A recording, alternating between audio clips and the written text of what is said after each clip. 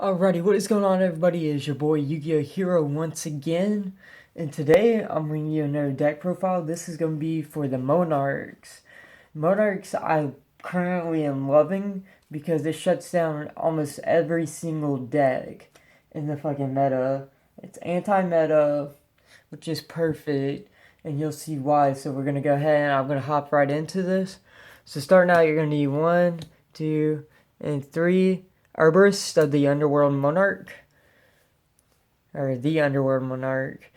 So what he does is when you get him on the field, you can basically send 2 Monarch spell or trap cards from your deck to the graveyard, and they have to be different names, of course.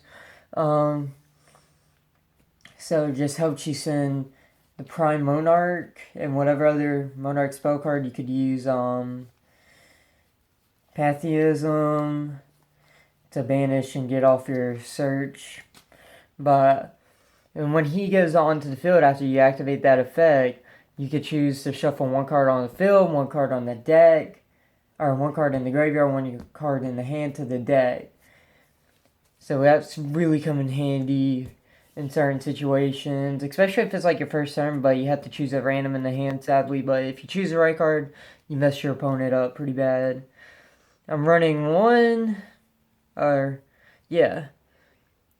Mega Monarch. He's pretty decent.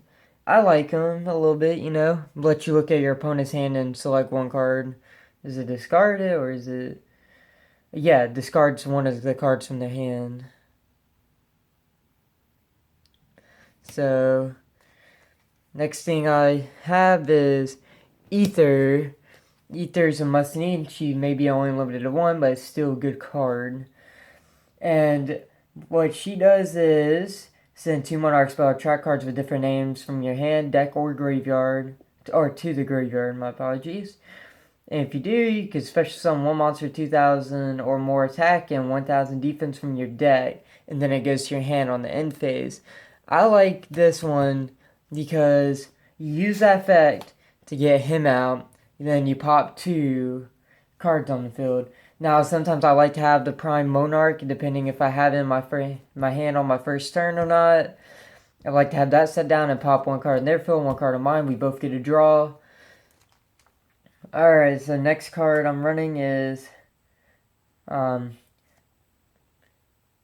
Caius the Mega Monarch. He's pretty good.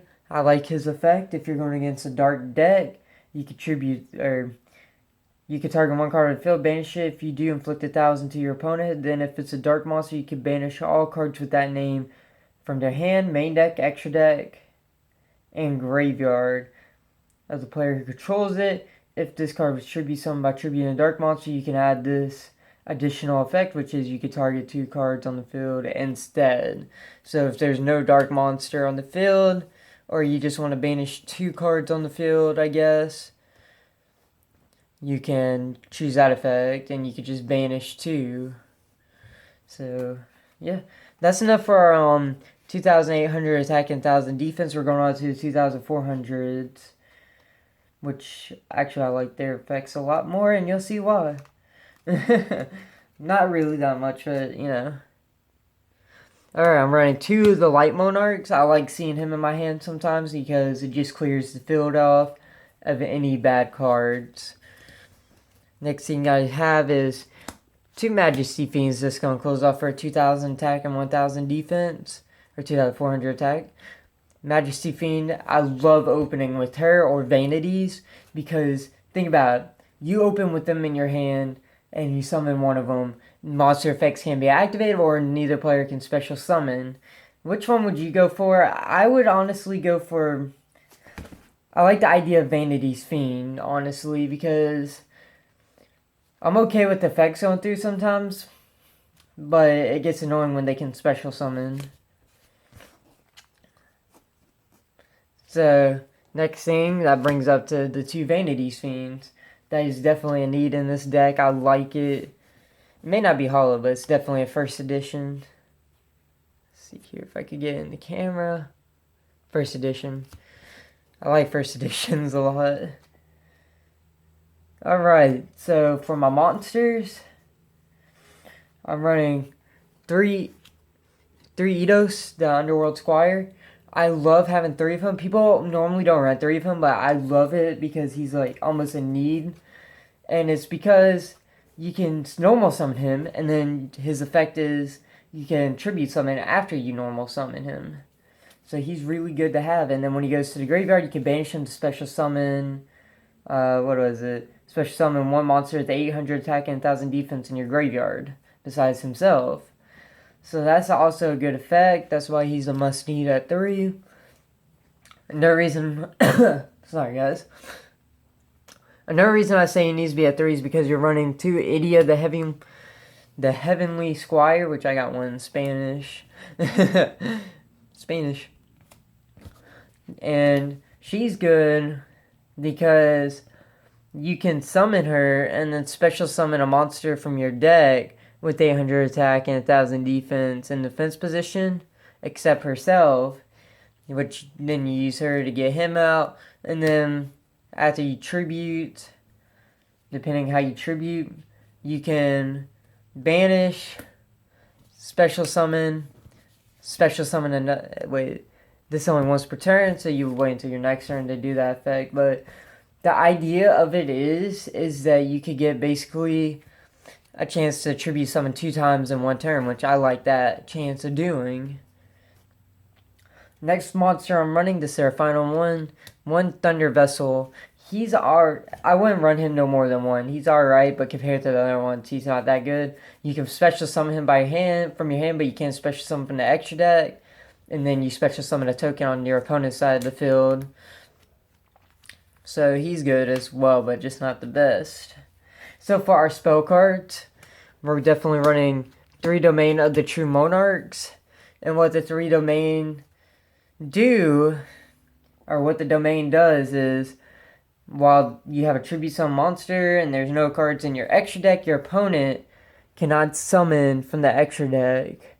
And the best part, another good part about this card is you target 1 monster that's 2800 attack and 1000 defense, and you can down its rank by 2 until the end of the turn, which is in your hand, of course. So you can always use that to tribute summon by using 1 monster besides using a tributed monster already. So that's just another reason why this card's a must need. Next one I'm running is Trinity of the Monarchs. That just lets you search out, as long as you got a monster with 2,400 attack and 1,000 defense, or 2,800 and 1,000 defense, you can search out a spell and trap card from your hand, or from your deck to the hand, which I like as well. Next cards I'm running are 2 March of the Monarchs. People like to run it at 1, but I like to stay comfortable at 2 with it because I want to try to get it as fast as I can, because tribute summon monsters you control cannot be targeted or destroyed by card effects, and I cannot special summon the extra deck, which Monarch, y'all know, is not a weakness. So just stops it from being Regeki'd or Dark Hold, and it's just beautiful, because I've seen people try to Dark Hold me and I have this card on the field, and they can't do it. So they basically just take out their own monsters. Next card I'm running is Pantheism of the Monarch. This is always a must need, does limit down to 1. What that card does is send 1 Monarch spell or track card from the hand to draw 2 cards. Then you banish it, and that's when the good effect pops up. Which what you want to do with this effect is you can search out 3 Monarch spell or track cards. They don't have to be with different names. They can be the same. Which if you don't got any of the Domain of the True Monarch, you would go for them. If you already have one in your hand, just go for the Trinities. You always like this card. This card's your best friend. Then you can always use Heavenly Squire's effect, which is when she's sent to the graveyard. I think, if I'm correct, you can target 1 spell or trap card that's banished. Let's see. Yep. You can target 1 banished spell or trap card from your and add it to your hand, which is very good. Like that effect, because banish Pantheism for that effect, and then you just basically get Pantheism back in your hand. So next one I'm running is the Storm of the Monarch. I like setting up a combo with this card, which you'll see, and I'll discuss in a little bit here once we get to the trap cards, because this card is dangerous. You can use it's like a spell card of a kaiju. You can tribute a monster to tribute. You could Select one of your opponent's monsters to tribute as a tribute monster for yourself. So you can target one of your opponent's monsters to tribute summon on your side of the field with it, basically. I like that card. Maybe it beats Kaiju's 10 times more because it benefits yourself instead of giving them like a higher attack monster. Because I've seen people have that backfire on them multiple times and they use that Kaiju to fucking win the game. Alright, next one I'm doing is running one Return of the Monarch. What it does is, the reason I'm not running more than one is because it could clog the field, clog your hand. But you can add special summon monsters with the extra deck. When you tribute summon, you can add a monster's 2,000 attack, 2,400 attack with 1,000 defense, or you can add one that's 2,800 and 1,000 defense whenever you tribute. So that's another good card. If I have this on the field and I got Storm, and I got the Monarch Stormforce set, and this other card that's going to come up soon set, then it's going to set up a perfect chain of strategies. The glare's getting in the way. It's pretty funny. Oh. Alright, so next card I'm running is One Foolish Burial. I use him to send my big boy to the graveyard, my Herbalist Underworld Monarch, because you can tribute or send one of your when he's in the graveyard, you can send one of your Monarch spell trap cards to the graveyard, which is good if you open up with Prime, the Prime Monarch, and that's because you get him to the hand, which is awesome because then I can set up multiple plays, and it just also helps you just get rid of the Prime Monarch because you want Prime Monarch in your graveyard. I'm not saying it has a bad effect on the field because that has a pretty good effect. What its effect, well, more reach out once I hit the card. We're running one Reinforcement Army to add the Heavenly Squire to the hand. God, my new stuff. Alright. Next card we're running is 1 for 1. And I like this versus because I was going to do one Allure Darkness for draw power. But I'm just like, if you got a monster in your hand and you got this, I'd rather have this to get my monster out. It's 10 times better, honestly. And then, speaking of draw power, we're running one Upstart Goblin. And that's about it. So that way you're just playing a 49 card deck. You have more of a chance of getting the cards you need. And then last round of spells, we're running one Regeki where we can just destroy our opponent's monsters on the field. That's always a good card to have. Alright, for our trap cards, we're running 3 the Prime Monarchs. Like I said, send it to the graveyard because you can banish one of your Monarch spell trap cards from the graveyard, special summon it in defense position. And it's not treated as a trap card anymore. And then, or if you have it on the field, you could target 2 Monarch spell trap cards in your graveyard, shuffle them into the deck, and then draw 1 card. That's what I was talking about, where it has that good effect as well into it. Next one we're running is 1 Escalation of the Monarchs. This was the card I was talking about. Say you have this card on the field, then you got this card set, and then you already had Return of the Monarchs activated, but this card is set. This card is set. Your opponent summons a monster. You play this. Then you're going to chain it with this. And then this goes to the graveyard. You got a monster in your hand to say. And then you activate this effect because it's during their main phase. You go ahead and you tribute their monster to summon. And it just shuts them down. Then you get this effect as well. So that's another good thing about this card. Yeah. I don't feel like shuffling, putting these back in where they go.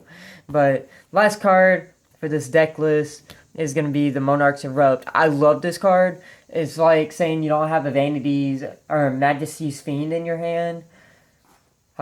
This card does is tribute some monsters. All monsters besides tribute some monsters effects are negated.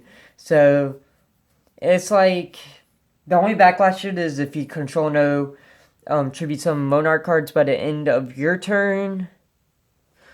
They're in your end phase. Yeah.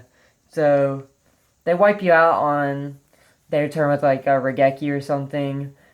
Don't worry, this card does go to the graveyard to the end of your turn, but monster effects cannot be activated.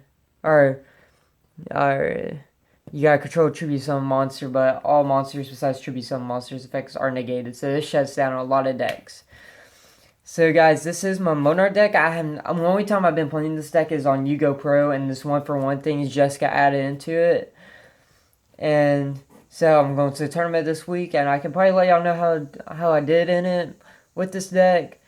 Because y'all already seen how, I already told y'all how good the Cosmos went. I'm still waiting for that deck list to come out on Top Deck YuGiOh. It should be out hopefully tomorrow.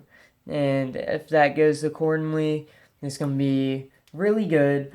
And this is probably going to be one of my last deck lists in person, besides I can use YuGiOh Pro to show off with more decks, because I just don't got the money to build more decks. Now, I'm not saying it's going to be enemy doing personal decks. I still got 2 more decks I would like to do. And it's just because it's going to be fun decks, not going to be like serious decks. These are like tournament decks. You know, Monarchs are like the best budget. I bought this deck. I didn't build this deck personally. I added on to it. But this deck was only, how much was it? $56. And, you know, Monarchs, especially when there's commons even in it, like this one, they still sell for like 80 to 100 and something dollars. So I got a steal out of this deck. I did take out a couple of cards because you only run 2 Heavenly Squires and then 2 Edius. So I had to get like 1 more of them. Upstart was added onto it, Regeki was added onto it, and I think that's an extra March of the Monarchs because I love that card so much. Alright guys, for the side deck, I don't know what to recommend for a side deck. Monarchs really don't need a side deck nor an extra deck, but if you want to, go for, I would wait until the September ban list to get like the True Draco Masterpiece, because that's good for this deck because you're running a lot of continuous spells and traps, so it comes in handy. Alright guys, that's going to be it for this video. Hope you guys did enjoy it. I'll see you guys next time, and peace out.